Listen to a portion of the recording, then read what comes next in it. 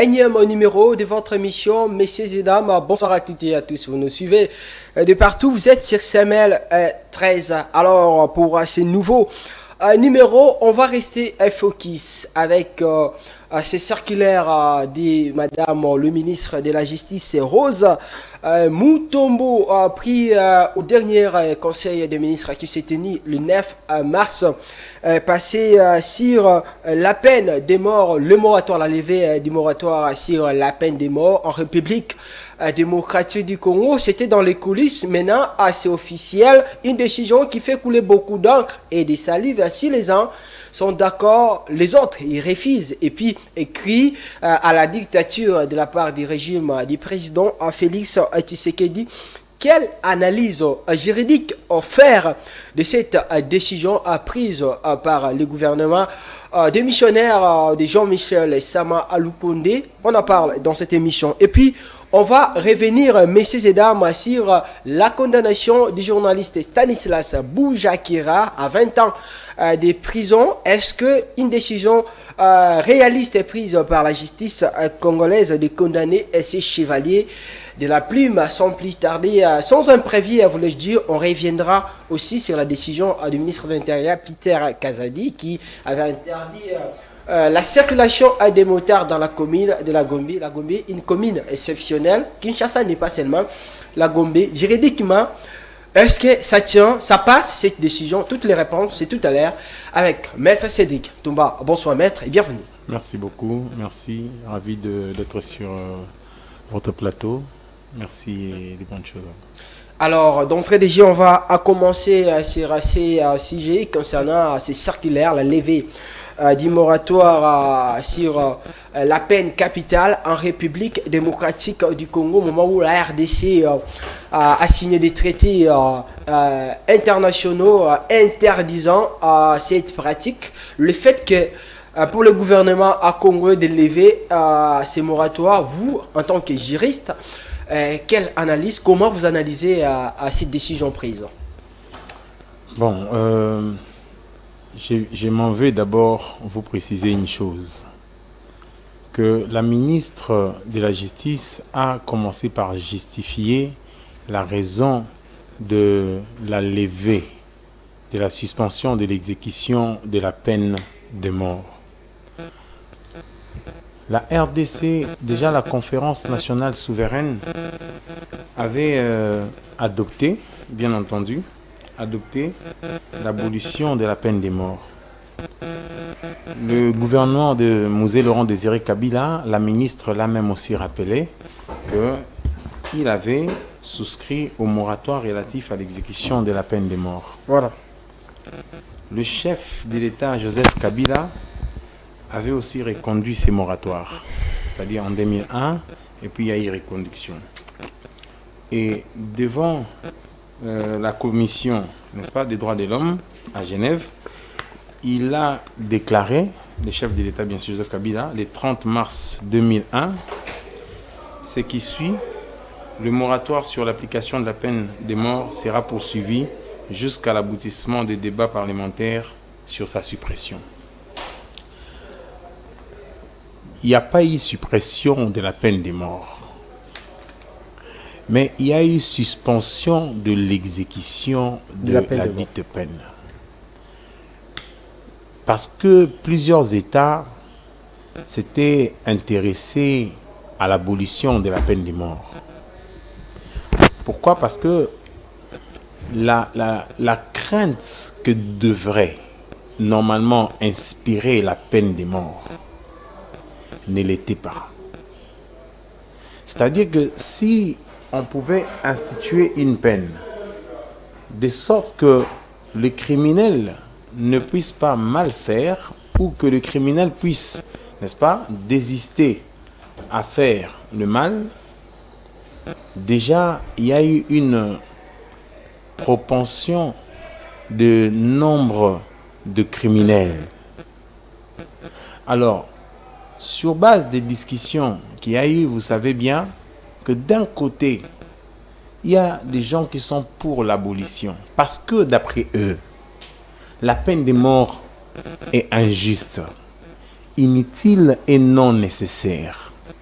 Pourquoi? Parce qu'ils se disent, mais si la peine, qui est une peine presque absolue, une peine qui nous incruste dans l'irréparable, parce que l'erreur étant humaine, la justice n'est pas aussi exempte, n'est pas aussi à l'abri de l'erreur.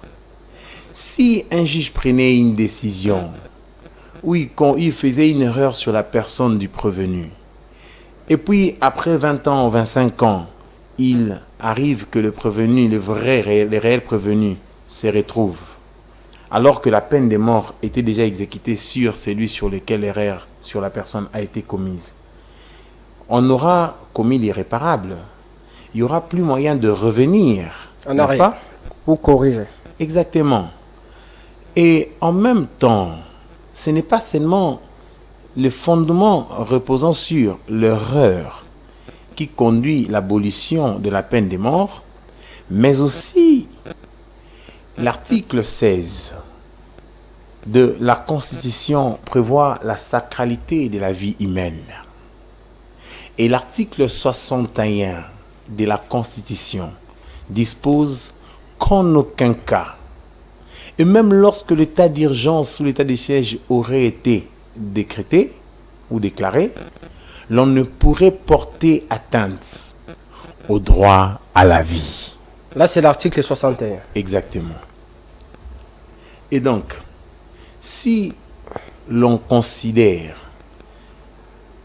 la base philosophique reposant sur le fait que la justice n'est pas à l'abri de l'erreur, si aussi l'on considère la Constitution comme étant la loi mère, de laquelle toutes les autres lois tirent leur fondement, et toutes les autres branches du droit se déclinent en fonction de valeurs que prévoit cette Constitution, nous aurions le risque d'être contre la ministre de la Justice qui a pris cette circulaire.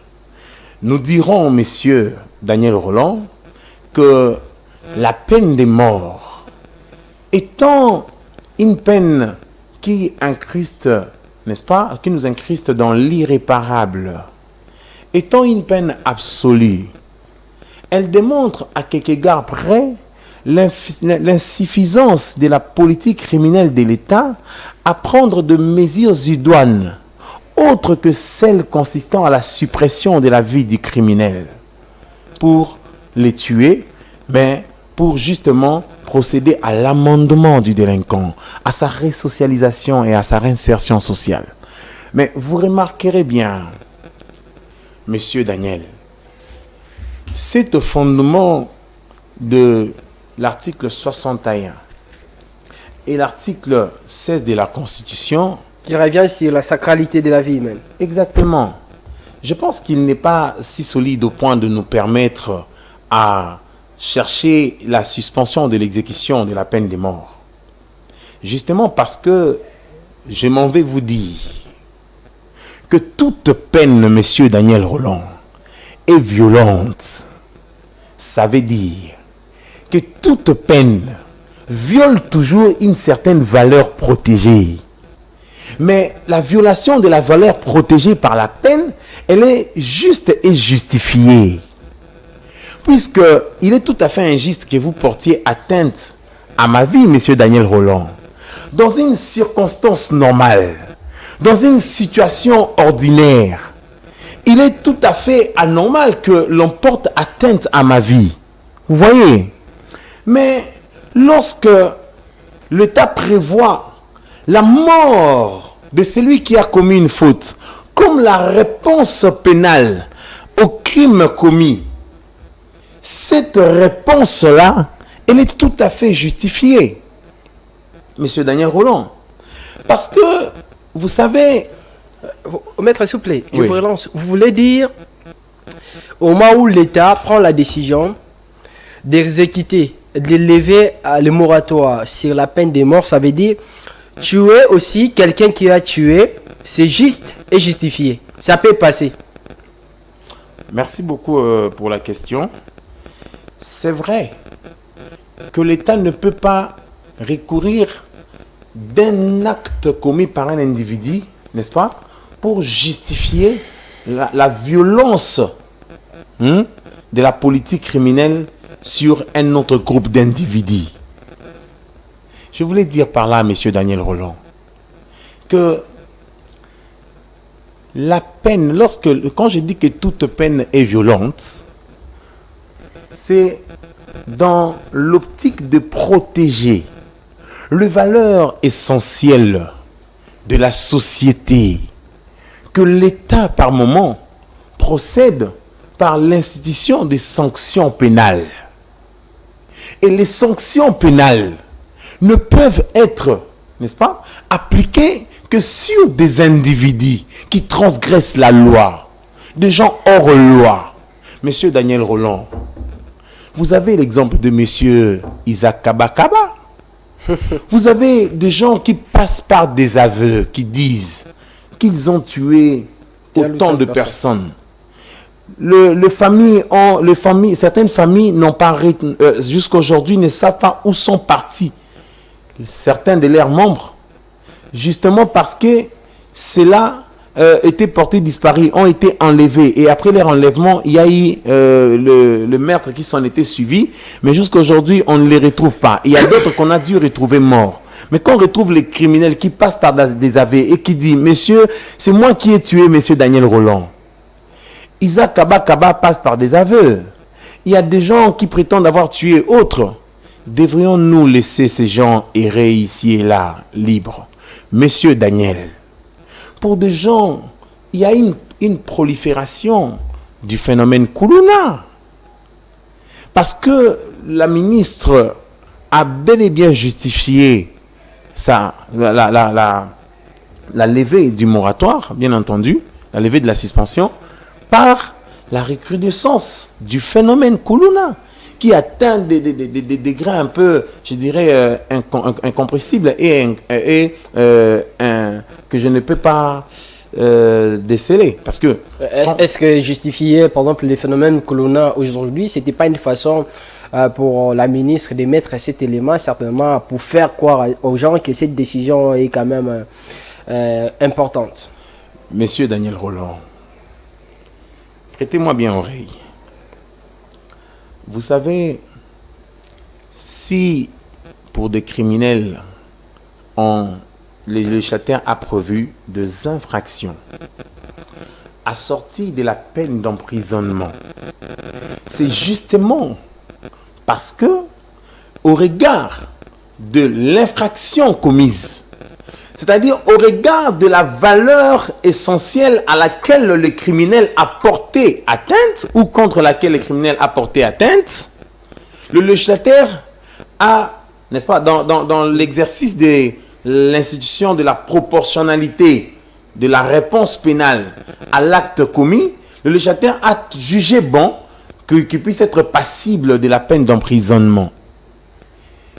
Mais dois-je aussi vous dire que toutes les peines prévues dans l'article 5 du Code pénal se résolvent toujours en la peine d'emprisonnement, monsieur Daniel Rolland. Pourquoi je l'ai dit?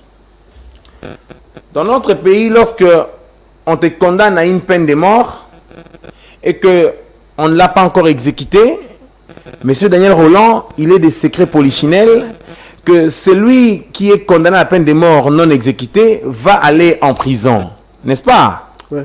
Il va en prison pour attendre justement l'exécution de la peine.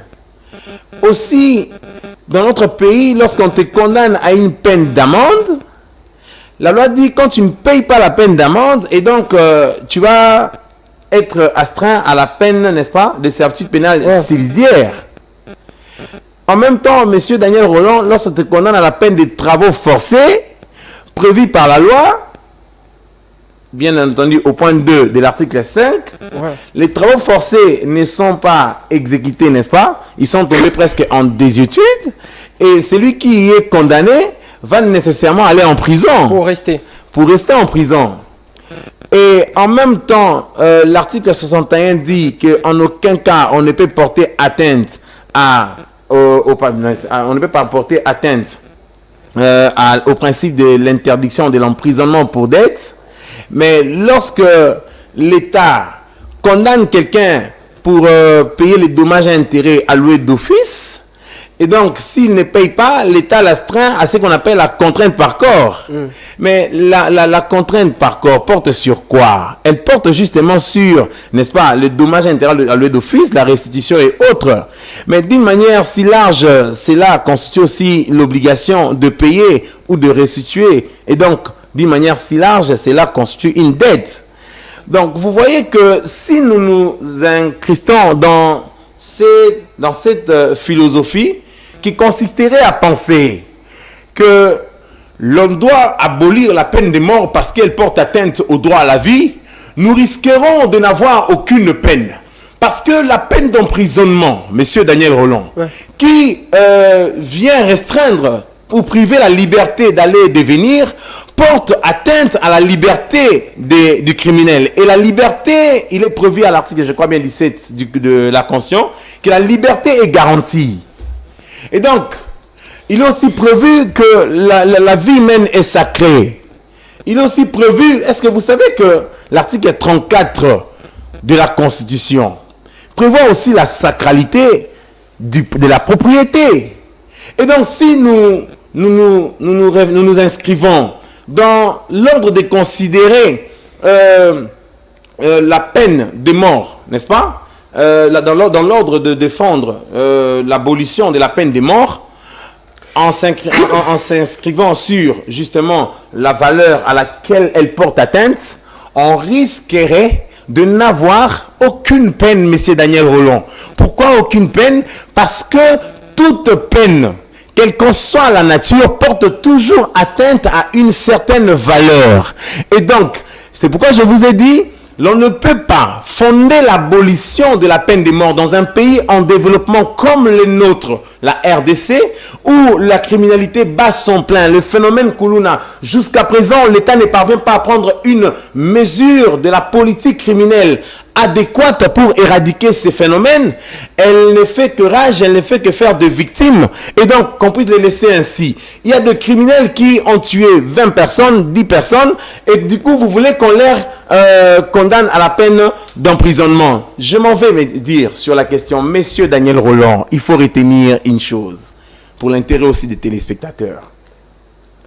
Vous savez, lorsque on condamne les criminels à la peine d'emprisonnement, on lui donne la possibilité, au-delà de l'amendement, parce qu'il peut ou ne peut être amendé, il peut ou ne peut être réinséré, mais on lui donne la possibilité de bénéficier certaines mesures juridiques pouvant l'extirper de la souffrance à laquelle, n'est-ce pas, le juge l'ont astreint. En l'occurrence, vous savez, vous pouvez être condamné à mort, mais votre nom figure sur la liste de personnes qui sont graciées par les présidents de la République. Ça peut arriver.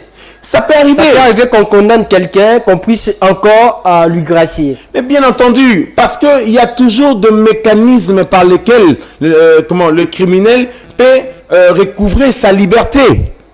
Et il n'est pas dit que le bénéficiaire de la grâce présidentielle ne peuvent être que de personnes qui sont condamnées à une peine d'emprisonnement à temps. Mais il est prévu que la grâce était une mesure résultant d'un pouvoir, traduisant le pouvoir discrétionnaire du président de la République en tant que magistrat suprême. Et qu'en tant que tel, le président de la République peut justement, vous pouvez vous réveiller un bon matin, vous constatez que le président a pris la décision de la grâce comme pour les criminels, mais sur la liste figure le nom de Isaac Kaba.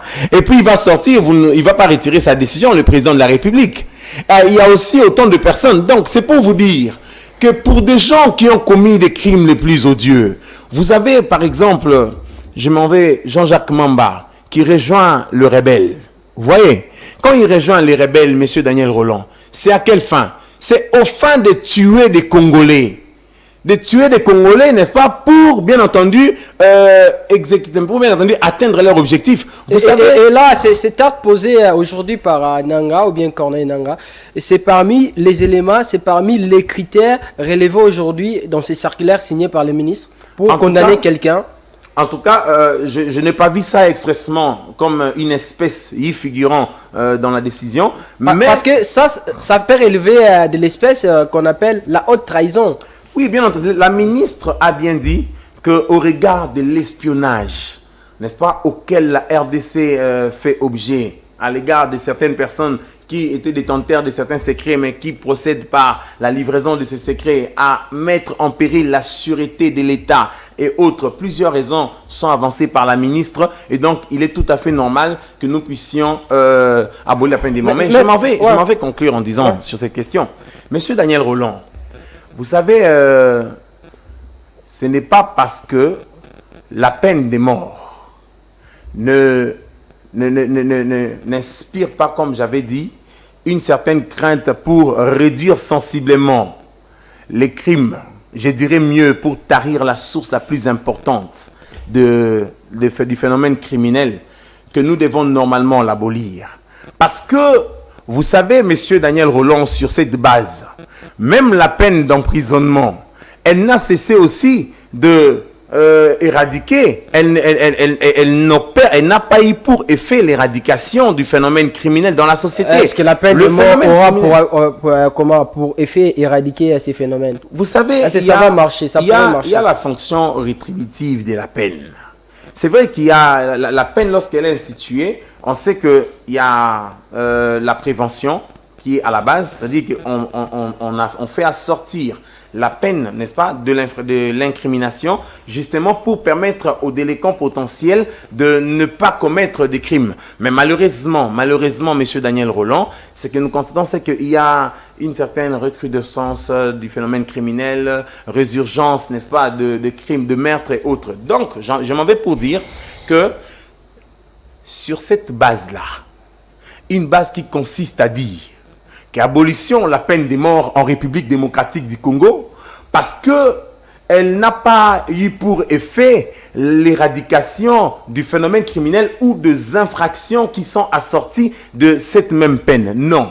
Parce que sur cette base-là, on risquerait aussi de n'avoir aucune peine, puisque jour et nuit, vous savez bien, monsieur Daniel Rolland, jour et nuit, il y a des infractions qui se commettent, qui sont assortis parfois des peines d'emprisonnement. Et les criminels, n'est-ce pas, ne cessent de commettre ces infractions-là. On ne dirait pas que non, nous devons abolir la peine d'emprisonnement parce que cette peine-là d'emprisonnement, elle n'a pas pour effet l'éradication des infractions qui sont assorties de la même peine. Non, monsieur Daniel Rolland. Donc, il faut conclure que toute peine viole toujours une certaine valeur.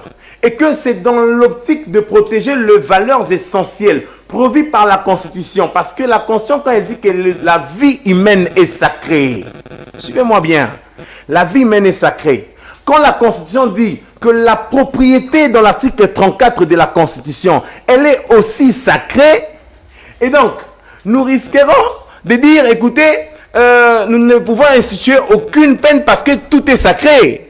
Non, monsieur Daniel Rolland, nous ne pouvons pas faire cette conclusion-là, justement parce que c'est dans une circonstance normale, dans une situation ordinaire, que la vie, n'est-ce pas, doit être protégée, que la vie doit être sacrée. Je m'en vais vous dire, vous savez, si l'on considère la sacralité de la vie humaine, et que par cette sacralité, nous devrions aussi conclure que monsieur Daniel Rolland ne doit pas porter atteinte à ma vie, pourquoi même les abolitionnistes soient-ils, n'est-ce pas, même les abolitionnistes soient-ils, reconnaissent à un certain moment, monsieur Daniel Rolland, que par voie d'une légitime défense, monsieur Daniel Rolland peut porter atteinte à la vie de l'autre pour protéger sa vie.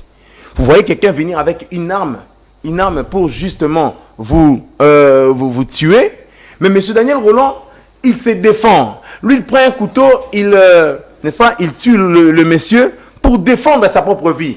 Voyez-vous, monsieur Rolland, est-ce que diriez-vous, monsieur Daniel, que moi je dois laisser ce monsieur en vie parce que lui il est venu me tuer, je ne peux pas le tuer parce que sa vie humaine est sacrée. Voyez-vous, mais tout abolitionniste soit-il, reconnaît au moins la valeur, n'est-ce pas, de la vie humaine et reconnaît aussi la valeur de la sacralité de la vie, reconnaît en même temps la légitime défense. Je ne vais pas dire que l'État procède par une légitime défense contre le criminel lorsqu'il commet l'infraction qui est assortie de la peine de meurtre. Non, c'est dans l'optique de protéger certaines valeurs les plus essentielles. Une personne qui a commis le crime international, une personne qui a commis le génocide, une personne qui participe à la rébellion contre la République, une personne, vous savez, M. Daniel Roland, lorsque les Koulouna sèment la terreur, combien de gens ont perdu leur vie? Et donc, nous, la société, nous devons protéger ces Koulouna pour les envoyer à la prison, la centrale de Makala ou à la prison de Ndolo, pour prétendre que ces messieurs doivent être d'abord là-bas, il va être amendé. Être amendé. Lorsque vous avez commis l'acte, tout en étant un calculateur véreux, qui connaissait bien les gains et les manques à gagner que pouvait vous procurer l'activité criminelle, l'État doit normalement donner une réponse pénale à votre acte. Et la réponse pénale de l'État doit être proportionnelle à l'acte commis. Et la proportionnalité là ne doit pas seulement se mesurer, n'est-ce pas, à la gravité de l'acte posé, mais à la valeur à laquelle vous avez ou contre laquelle vous avez porté atteinte. Donc moi je m'en vais pour conclure sur cette question en disant que la ministre de la Justice a pris une décision, je dirais, salvatrice.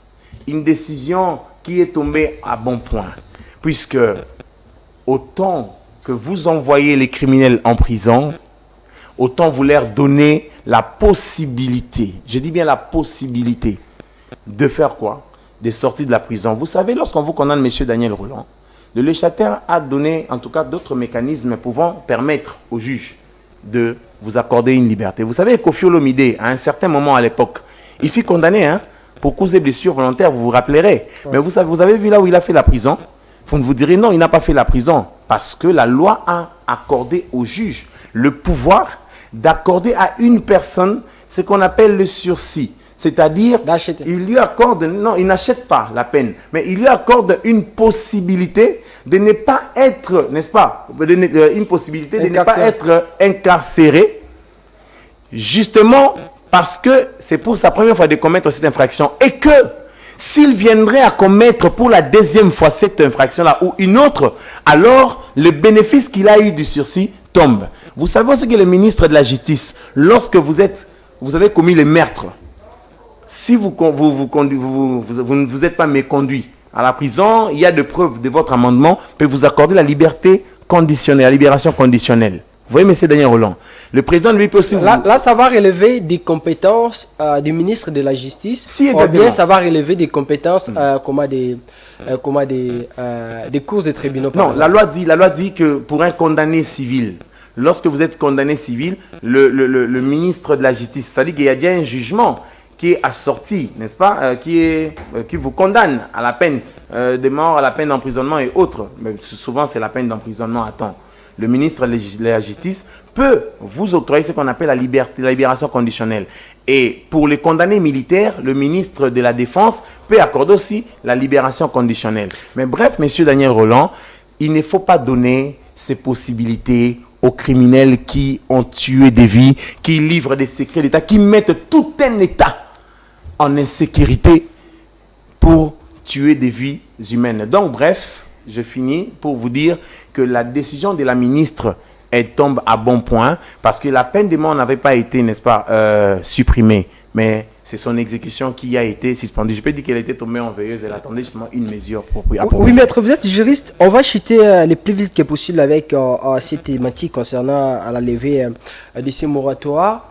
Mais de ceux qui pensent que cette décision est contre les games, parce que vous-même aussi, vous venez de revenir sur l'article 16 et l'article 61 de la Constitution, qui martèlent sans regret ni remords sur sa qualité de la vie humaine. Mais le fait, ce qui n'est pas prévu par la Constitution de la RDC, prendre un circulaire comme ça, pour l'exécuter, ce n'est pas une manière d'une autre de violer la constitution de la RDC. Première question. Deuxième question.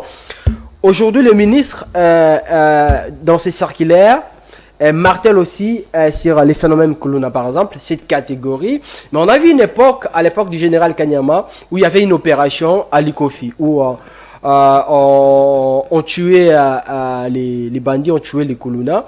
Mais le fait pour aujourd'hui, dans ces circulaires, prendre cette décision et puis relever aussi, revenir sur le banditisme urbain, ce n'est pas une façon, juste pour Madame le ministre de la Justice, de légaliser ou bien de légitimer ce qui a été déjà fait, ce qui est dans le passé, par exemple l'opération Likofi. Merci beaucoup. L'opération Likofi, son opérationnalisation, bien entendu, est tout à fait différente de la mesure prise par la ministre au travers sa circulaire. Parce que, M. Daniel Rolland, je vous ai dit, par l'opération Likofi, le droit de l'homme, n'est-ce pas, était une épée de Damoclès sur la tête des autorités qui exécutaient cette opération. L'État congolais, il n'est pas en panne de l'institutionnalisation, il n'est pas en panne de la politique criminelle. Parce que, M. Daniel Rolland, si l'on jette un regard considérable sur la prolifération du phénomène Kuluna dans nos communes ici, nous aurions le risque de dire, suivez-moi bien, que l'État congolais est en panne des mesures de politique criminelle. Mais il suffit seulement que l'État congolais, vous savez, à chaque phénomène, une réponse appropriée. Si le ministre de la Justice, le ministre de l'Intérieur, prenait une mesure appropriée pour éradiquer les Kuluna, sans toutefois passer par de pouvant violer leur vie, c'est ça le problème.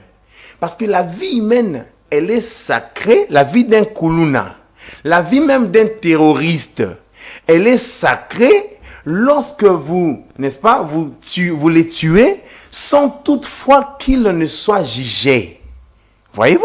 Et dans les phénomènes Kuluna, on ne voyait pas les Kuluna être jugés, mais ils disparaissaient de leur commune et on ne connaissait pas où ils partaient. Mais ici, ils seront jugés par la peine de mort, c'est-à-dire qu'ils seront jugés quand vous êtes jugés. Condamnés et tués. Mais bien entendu, c'est pourquoi je vous ai dit, M. Daniel Rolland, que la ministre de la Justice, la mesure prise n'est pas contre Constitution.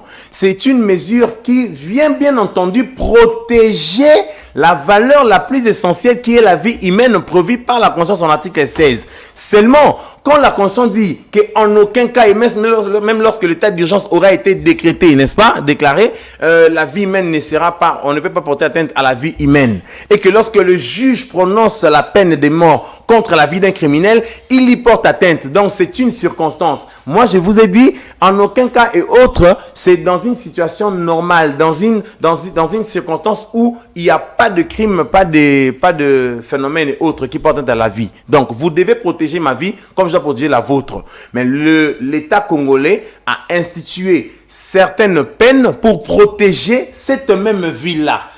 Vous voyez? Donc, moi je pense, M. Daniel Rolland, que cette mesure ne constitue pas une manière de faire naître le phénomène opération Likofi, mais l'État congolais pour les Kuluna. Vous savez, je m'en vais conclure à ce que vous venez de relever sur les phénomènes Kuluna.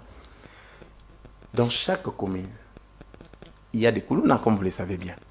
Mais quelles sont les mesures? L'État congolais, il prend de mêmes mécanismes. Les mécanismes ordinaires de la répression. Vous venez avec des policiers, vous entrez, mais est-ce qu'il y a une étude qui est faite, une étude préalable sur l'opérationnalisation du phénomène Kuluna? Comment il se constitue en des écuries? Il y a des écuries, on dit Bolafa, on dit autres, mais on a aussi des aires auxquelles ils opèrent. Et ces phénomènes-là, il y a des personnes qui sont bien impliquées, qui sont connues. Mais lorsque l'État congolais les prend, il y a d'autres qui étaient envoyés à Angenga. Mais remarquez, on les a envoyés à Ngenga, on les a envoyés à Boulou. Est-ce que ça réduit sensiblement le phénomène Kuluna? Non. Bien au contraire, le phénomène Kuluna, n'est-ce pas, il y a eu sa résurgence, ça a encore augmenté à un point exponentiel. Donc, Monsieur Daniel Rolland, il faut seulement que notre Congolais, notre Congo ou l'État congolais puisse prendre de mesures idoines relatives à la politique criminelle contre le phénomène Kuluna. Il n'est pas en panne de cela. Alors, Maître Cédric, quand vous lisez les circulaires de Mme Rose Mutombo, ministre de la Justice, Oui.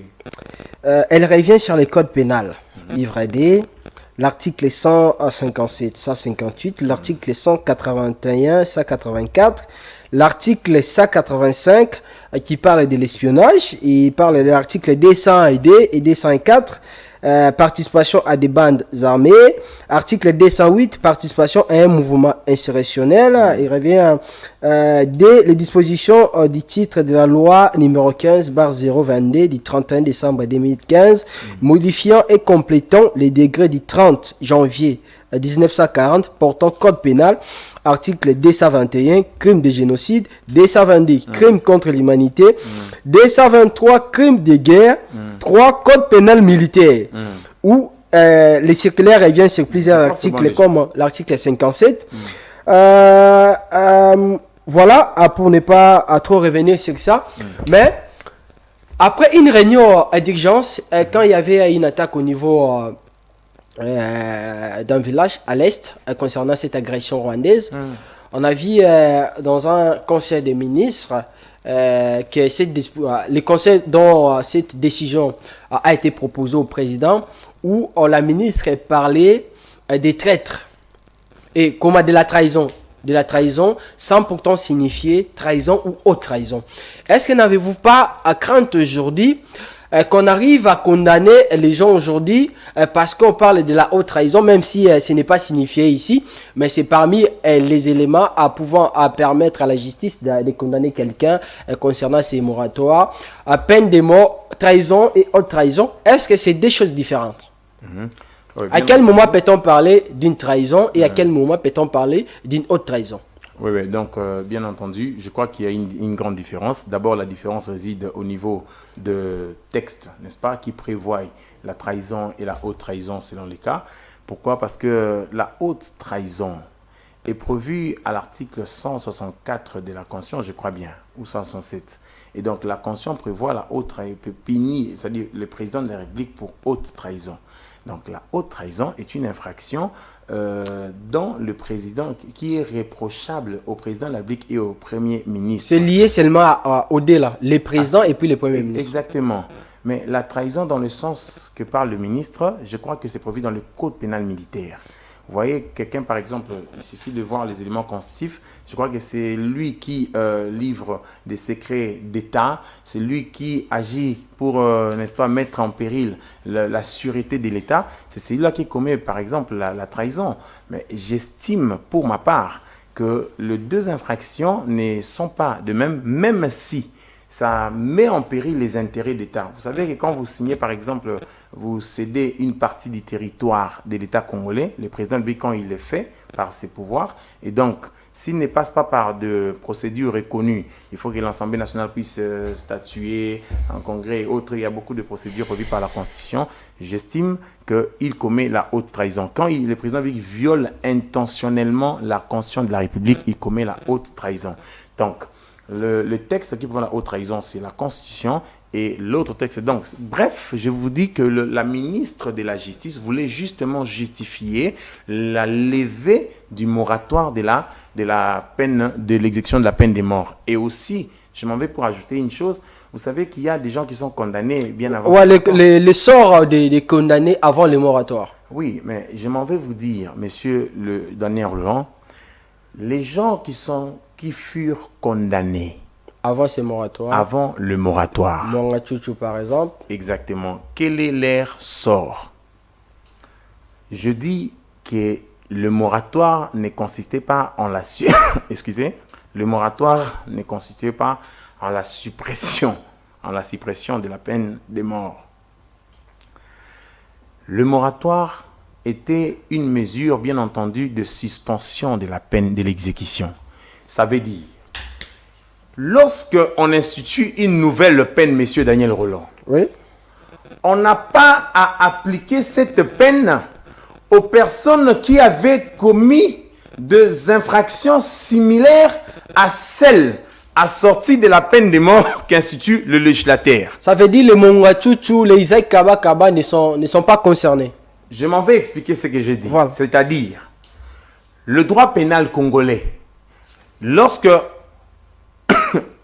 il institue une nouvelle peine, la peine de mort par exemple, cette peine de mort qu'elle institue va s'appliquer sur le criminel pour le présent, sur le criminel présent et à venir, et non pour les criminels passés. Mais suivez-moi bien.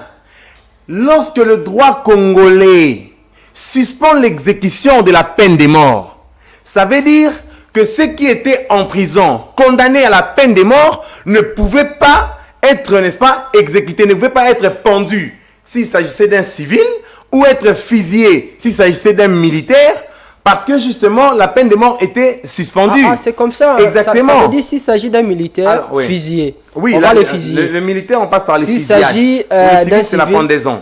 Ok. Exactement. Alors, je vous dis, monsieur Daniel Roland, les gens qui étaient en prison, pour qu'ils ne bénéficient de la dispense à l'exécution de la peine de mort, il fallait seulement qu'il puisse y avoir la commutation. C'est-à-dire le fait de commuer la peine, par exemple, à laquelle ces gens furent condamnés, qui est la peine, n'est-ce pas, de mort, à une peine d'emprisonnement à perpétuité, à une peine d'emprisonnement, n'est-ce pas, à temps selon les cas. Bref, monsieur Daniel Roland, je réponds directement en disant que les personnes qui sont condamnées à la peine de mort, mais qui étaient en prison pendant le moratoire, à partir du moment où il y a la levée du dit moratoire sur l'exécution de la peine de mort, ces gens sont passibles de cette exécution. On peut organiser, bien entendu, le gouverneur de la ville va prendre un arrêté, à moins que je m'en abuse, pour organiser l'endroit où la peine de mort va être exécutée. Le ministre de la Justice, ainsi de suite. Il y a plusieurs autorités qui entrent en ligne de compte. Et on procède par la pendaison pour les civils et on procède par le... Vous pouvez prendre de l'eau, maître. Merci. Vous pouvez prendre de l'eau. Il faut respecter les droits de l'homme. Non, bref, oui, exactement. Alors, bref, je disais, monsieur Daniel Roland, la suspension de l'exécution de la peine de mort ne vaut pas la suppression de la peine de mort. Ça, c'est de 1. De 2, je m'en vais pour dire que les gens qui étaient condamnés à la peine de mort, n'est-ce pas, sous l'égide du moratoire, même quand la circulaire est venue, sauf si la circulaire, suivez-moi bien, avait prévu une clause expresse de suspension de l'exécution pour les personnes qui sont en prison condamnées à la peine de mort pour des faits,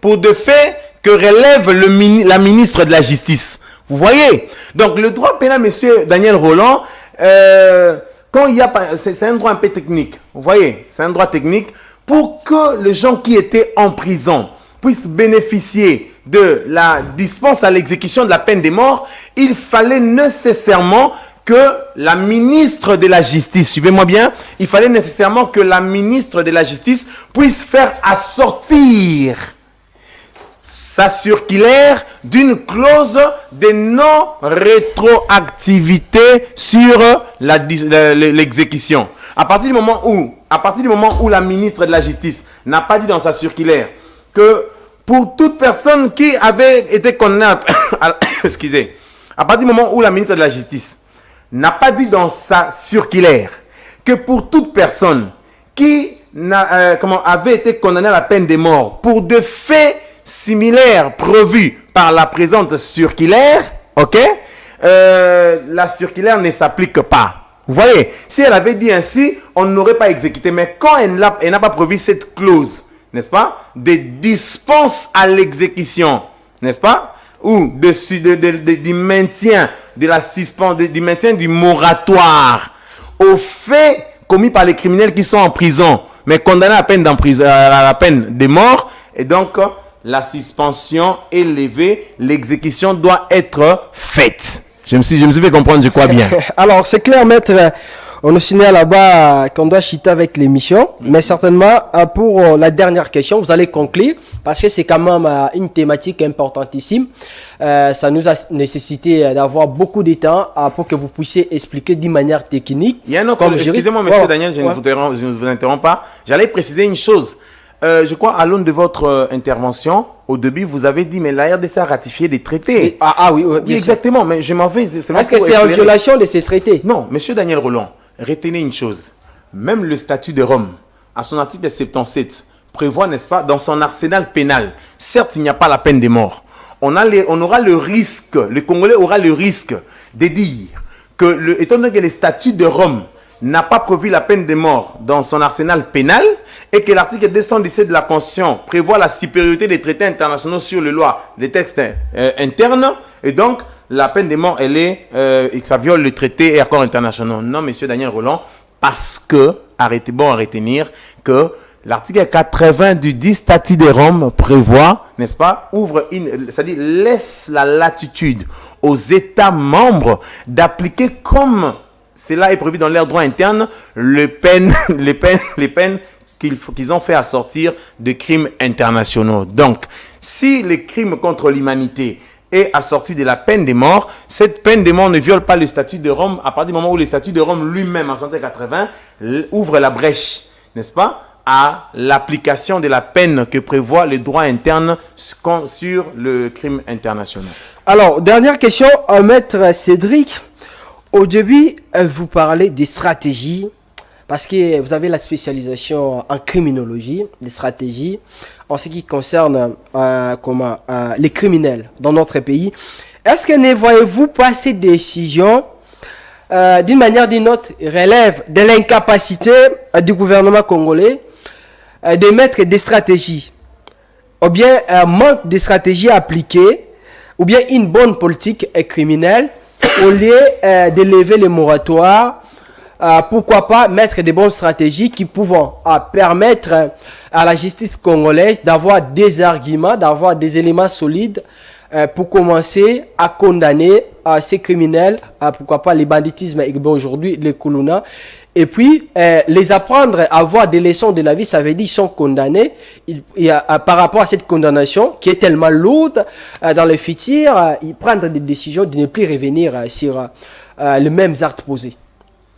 Merci beaucoup. Vous voyez, la ministre de la Justice, le professeur Luzolo Bambilesa, Emmanuel Janvier, en tant que ministre de la Justice. À l'époque.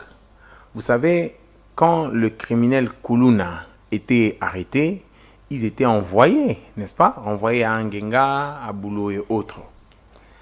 Et donc, ça, c'était une mesure de politique criminelle efficace. Parce qu'il faut savoir, monsieur Daniel Roland, que les stratégies que l'État doit mettre en place pour éradiquer le phénomène Kuluna ne se confondent pas avec... excusez-moi, ne se confondent pas... Je peux boire de l'eau? Oui. Il faut respecter les droits de l'homme. Oui. Ne se confondent pas avec la circulaire de la ministre sur la peine de mort, monsieur Daniel Roland. Justement parce que la peine de mort, elle est postérieure à la commission du crime. Et la peine de mort, elle n'intervient que par la condamnation au travers d'une décision de justice. Mais les stratégies que l'État doit mettre en place, n'est-ce pas, traduisent bien entendu des mécanismes de prévention et, n'est-ce pas, de répression. Mais dans le cadre de prévenir, n'est-ce pas, de prévenir le phénomène Kuluna, il y avait, on vous arrête, parfois on vous arrête, il y a d'abord des stratégies pour arrêter, détecter d'abord les Kuluna. Ils sont où? Ils résident où? Ils font partie de quelle équipe? Comment ils opèrent? Tout ça, l'État congolais, le ministre de l'Intérieur, le ministre de la Justice n'a pas fait ce travail. Parce que les peuples congolais ne constatent que la résurgence du phénomène Kuluna. Mais parce que l'État congolais ne met pas de mesures adéquates, de mesures idoines sur la politique criminelle contre le phénomène Kuluna. Puisque s'il faut qu'on arrête un Kulunaire, comme on arrête par exemple quelqu'un qui a volé les pains au marché, vous voyez, il y a un problème déjà. Et puis, quand on arrête un Kuluna et qu'on les condamne, après la condamnation, qu'adviendrait-il? C'est qu'il y a de ceux-là qui sortent de la prison. Il n'y a pas plus longtemps, on avait entendu des gens étaient sortis de la prison. Il y avait des évadés de la prison. Est-ce que tous ces évadés-là, on les avait récupérés pour les retourner à la prison? Combien d'évadés faisaient partie des phénomènes Kuluna qui sont revenus dans ces mêmes phénomènes? Donc vous voyez que, je peux dire pour le présent, notre État est en panne de la prise de mesures adéquates de politique criminelle contre ces phénomènes. Mais il suffit de créer une unité spéciale. Le ministre de l'Intérieur, peut justement cibler des communes. Il s'est dit, écoutez, nous avons la commune de Matete. Elle a combien de Kiri? Ok? On a créé telle unité spéciale justement pour commencer à traquer d'abord les Kuluna dans la commune de Matete. Alors, comme dit les Quinois, balalili bango coussin. C'est-à-dire qu'il prend, il commence à les chercher, on les recherche, on les prend et puis on les arrête. Quand on les arrête, on part, on les condamne. Mais où est-ce que les Kuluna doivent exécuter leur peine? Voyez-vous? Alors, si on les prend, on les renvoie à Boulou, à Angenga, ils reviennent encore dans les phénomènes Kuluna. Quelle peine doit-on prendre? Donc, bref, monsieur Daniel Roland, j'estime, pour ma part, qu'il faut respecter la vie des Kuluna, des criminels et autres, mais il faut savoir que dans un État en développement, où le vie de la population, n'est-ce pas, est en danger par des phénomènes criminels tels que les Kuluna et autres, je crois à suffisance de conviction qu'il faut prendre des mesures de politique criminelle adéquates, créer des unités spéciales. Et aussi, vous savez qu'actuellement, il y a telle commune ou telle avenue qui se bat souvent, ou qui livre souvent les combats contre l'autre avenue. Et à 12h, on sait que c'est l'heure à laquelle se déroule les combats. À 23h, mais il suffit seulement, puisque l'installation des sous-siat dans des communes et autres n'a pas eu d'impact suffisant. On installe les sous-siat à Mabanga et autres, la police vient toujours en retard. Mais que faire? Certes, il y a aussi question d'argent. Hein. Le ministre des Finances, lorsque le ministre de l'Intérieur, il conçoit une demande de fonds pour l'installation des sous-siat dans chaque avenue, voyez-vous, qu'adviendrait-il? Les Kuluna n'ont pas peur des larmes. Quand les policiers viennent, ils font leur désordre. Donc, bref, monsieur Daniel Roland, j'ai conclu pour vous dire que la circulaire de la ministre, elle est tout à fait bonne parce que les criminels, quand ils commettent des actes de terrorisme, quand ils commettent des actes, n'est-ce pas, pour s'aimer la terreur et autres, ils sont passibles de cette peine-là, la peine de mort. Lorsqu'on les condamne à la peine de mort, il faut qu'on les exécute. Quand on va exécuter à Yolo, là où se déroule ces phénomènes Kuluna, on prend 4 Kuluna arrêtés. On les prend, on les exécute. Les autres Kuluna, je vous dis la vérité, vont nécessairement éviter de récidiver. Alors, comme ce fut le cas à l'époque de Kanyama, l'opération Likofi, nous nous en souvenons. Alors, Maître Cédric Toumba, merci d'avoir répondu à toutes nos questions avec beaucoup de clarté. Je vous remercie, Tom. Alors, de belles analyses, de belles réponses de votre part. Je rappelle que vous êtes aussi les secrétaires des consommateurs lésés. C'est d'ailleurs la prochaine émission. On va rester focus sur les consommateurs, voulais-je dire lésés.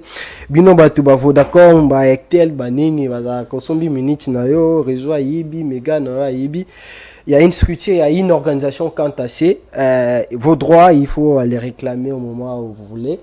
La prochaine émission, ça sera SIXA à 100%, sans imprévu. On va aussi revenir sur la condamnation de Stanislas Boujakera et pourquoi pas cette décision prise par Peter Kazadi et puis le général Kilimba Limba concernant l'interdiction des motos, des motards dans la commune de la Gombe. Merci à toutes et à tous de nous avoir suivis. À la prochaine pour un autre numéro de cette émission. Vive la République. Vive la RDC.